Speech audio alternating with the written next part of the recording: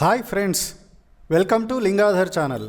మీరు నా వీడియోస్ని చూడాలనుకుంటే యూట్యూబ్ సెర్చ్లో నా పేరును టైప్ చేస్తే చాలు, మీరు నా వీడియోస్ని చూడొచ్చు. ఈరోజు మనం మల్టీమీడియాలో ఉపయోగించే సాఫ్ట్వేర్స్ గురించి తెలుసుకుందాం. మీడియాలో వీడియో అండ్ టెలివిజన్ రంగంలో ఏ సాఫ్ట్వేర్లు వాడతారో చూద్దాం. ఫోటోగ్రఫీ అండ్ వీడియోగ్రఫీ రంగంలో కామన్గా వాడే సాఫ్ట్వేర్స్ ఏంటంటే సోనీ వేగాస్ కానీ,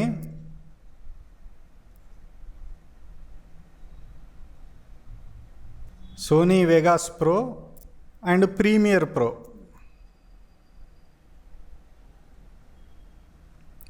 ఈ రెండు సాఫ్ట్వేర్స్ మీద ప్రొఫెషనల్ వెడ్డింగ్ ఆల్బమ్స్ రెడీ చేసి ఇవ్వవచ్చు. టెలివిజన్ రంగంలో మాత్రం ప్రీమియర్ ప్రో, ఎఫ్సిపి అని ఉంటుంది. That means final cut pro. తర్వాత యావిడ్. ఈ మూడు సాఫ్ట్వేర్స్ మీద అద్భుతంగా ఎడిటింగ్ చేయొచ్చు. ఫోటోగ్రఫీ, వీడియోగ్రఫీ అయిపోయింది, టీవీ రంగం కూడా అయిపోయింది. నెక్స్ట్ వచ్చి ఫిలిం, అంటే సినిమా రంగానికి సంబంధించి ఉపాధి అవకాశాలు ఏ సాఫ్ట్వేర్స్ మీద ఉంటాయనేది చూద్దాం. సేమ్ ఇదే సాఫ్ట్వేర్స్ మీద కూడా ఫిలింలో ఎడిటింగ్ చేయొచ్చు, అంటే అదే ప్రీమియర్ ప్రో.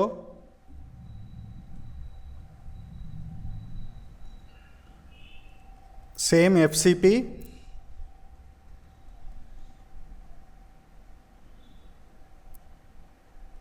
తర్వాత యావిడ్. ఇవి కాకుండా ఇంకొకటి ఉంది, డావిన్సీ అని ఉంది.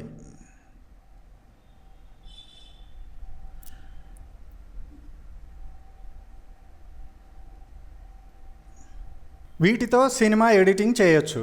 ఈ మూడు సెక్షన్లలో కూడా, అంటే వీడియోగ్రఫీ, టెలివిజన్, ఫిలిం రంగాలలో అన్నిట్లో కూడా ఒకటే సాఫ్ట్వేర్ ఉపయోగపడుద్ది. ఇవన్నీ ఎడిటింగ్కి సంబంధించిన సాఫ్ట్వేర్లే కాబట్టి ఇందులో ఏదో ఒకటి నేర్చుకున్నా సరే ఎడిటింగ్ అనేది చేయగలుగుతాం. అంటే ఏంటంటే సోనీ వేగాస్ నేర్చుకున్నా, ప్రీమియర్ ప్రో నేర్చుకున్నా, ఫైనల్ కట్ ప్రో నేర్చుకున్నా, యావిడ్ నేర్చుకున్నా, డావిన్సీ నేర్చుకున్నా, వీటిలో ఏది నేర్చుకున్నా సరే ఎడిటింగ్ అనేది చేయగలుగుతాం. అయితే వీటన్నిటికి సంబంధించిన కాంపోజిటింగ్ సాఫ్ట్వేర్ ఇంకొకటి ఉంటుంది.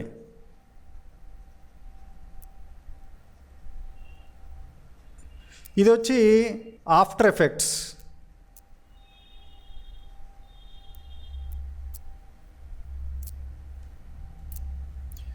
ఈ వీడియో మీడియాలో చాలా కీలకమైన సాఫ్ట్వేర్ ఆఫ్టర్ ఎఫెక్ట్స్. ఏదో ఒక video editing software and after effects నేర్చుకుంటే ఈ వీడియో ఎడిటింగ్ సెక్షన్లో మనం పని చేయగలుగుతామని అర్థం. వీడియో, టెలివిజన్, ఫిలిం రంగాల్లో సాఫ్ట్వేర్లు చూసాం కదా. ఇప్పుడు విఎఫ్ఎక్స్, 3D, గేమింగ్ రంగాలలో ఏ సాఫ్ట్వేర్స్ ఉంటాయో చూద్దాం. వీటిలో ముఖ్యంగా 3D మ్యాక్స్,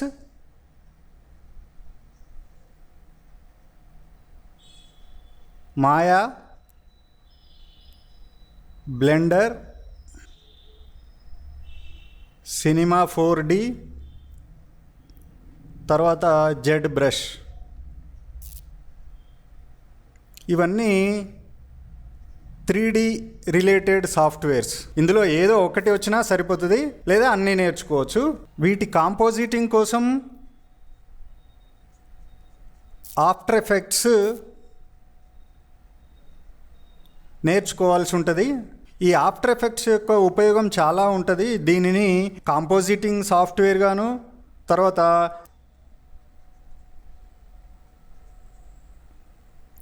ఇంటరాక్టివ్ ప్రజెంటేషన్స్ కోసం, తర్వాత సినిమా టైటిల్స్ కోసం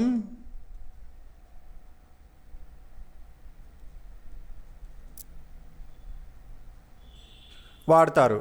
సో ఇప్పుడు 3Dలో ఏదో ఒకటి రెండు సాఫ్ట్వేర్లు, మరి ఆఫ్టర్ ఎఫెక్ట్స్ కంపల్సరీ. ఈ రకంగా నేర్చుకుంటే విఎఫ్ఎక్స్లో మనం రాణించవచ్చు. సినిమాలకు వాడే కాంపోజిటింగ్ సాఫ్ట్వేర్ మాత్రం న్యూక్. ఎక్కువగా దీన్ని వాడతారు.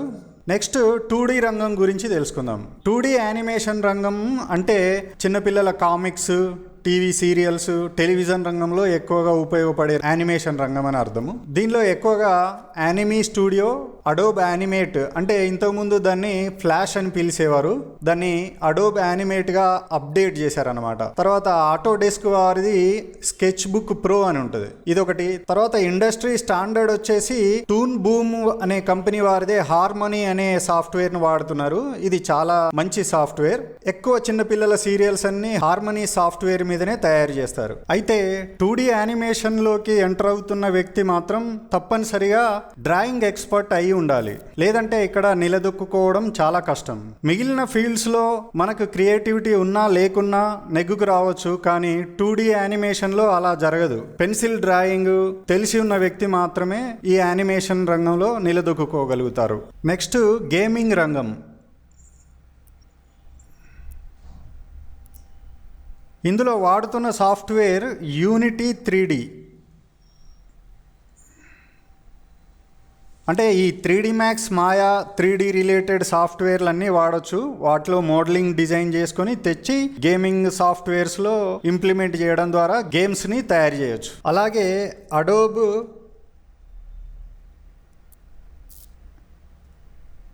యానిమేట్ అనే సాఫ్ట్వేర్లో కూడా చిన్న చిన్న గేమ్స్ తయారు చేస్తూ ఉంటారు.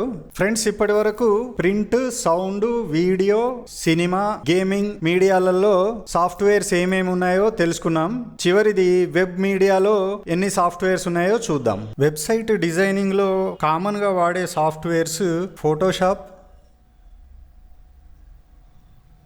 తర్వాత డ్రీమ్ వీవర్,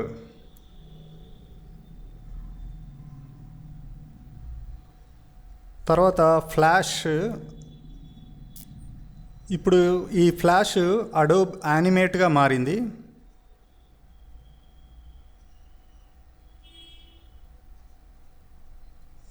ఇవి కాకుండా స్క్రిప్టింగ్ సైడ్ సాఫ్ట్వేర్స్ వచ్చి HTML5, తర్వాత CSS3 అని, తర్వాత .NET, జావా స్క్రిప్ట్,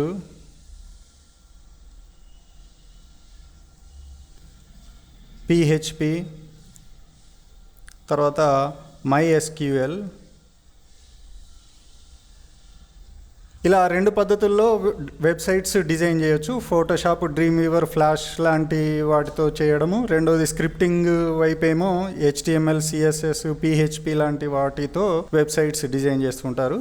ఈ బేసిక్ లెవెల్ దాటినాక ఇంకా అప్డేటెడ్గా సాఫ్ట్వేర్స్ నేర్చుకోవాలనిపిస్తే అడోబ్లోనే ఫైర్ వర్క్స్ అని ఇంకొక సాఫ్ట్వేర్ ఉంది. తర్వాత అడోబ్లోనే మళ్ళీ మ్యూస్ అనే ఇంకొక సాఫ్ట్వేర్ వచ్చింది.